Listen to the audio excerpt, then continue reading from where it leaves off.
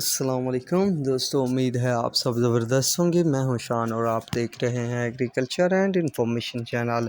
دوستو، آخر چینی میں تیزی کیوں ہوئی، اس کے پیچھے کی وجہ آپ دوستوں کے ساتھ شیئر کرنے والا ہوں۔ اس کے علاوہ چینی کی تازہ ترین مارکیٹ ریٹ کیا ہیں تو وہ اس ویڈیو میں بھی شیئر کروں گا آپ دوستوں کے ساتھ، تو اینڈ تک بنے رہیے گا تو تمام اپڈیٹ ملنے والی ہیں اس ویڈیو میں۔ دوستو، جیسا کہ میں نے بتایا تھا کہ جلد ہی ایک میٹنگ ہونے والی ہے جس میں کافی ساری چیزیں سامنے آئیں گی، جیسے گنے کا ریٹ، شوگر ملیں کب چلیں گی، چینی کے ریٹ کے حوالے سے اپڈیٹ۔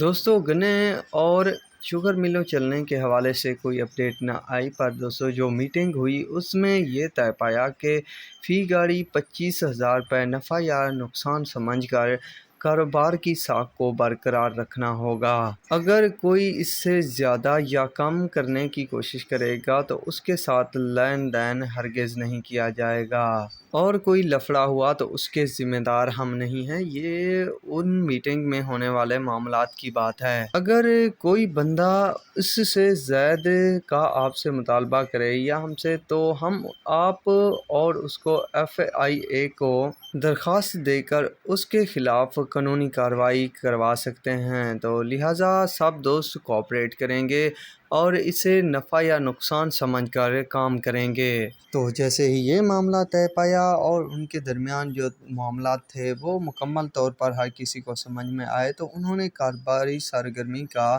آغاز شروع کیا، اور جیسے ہی شروع ہوا تو دوستو مارکیٹ میں اچھی خاصی تیزی بنی ہے، لگ بھگ 500 روپے کی۔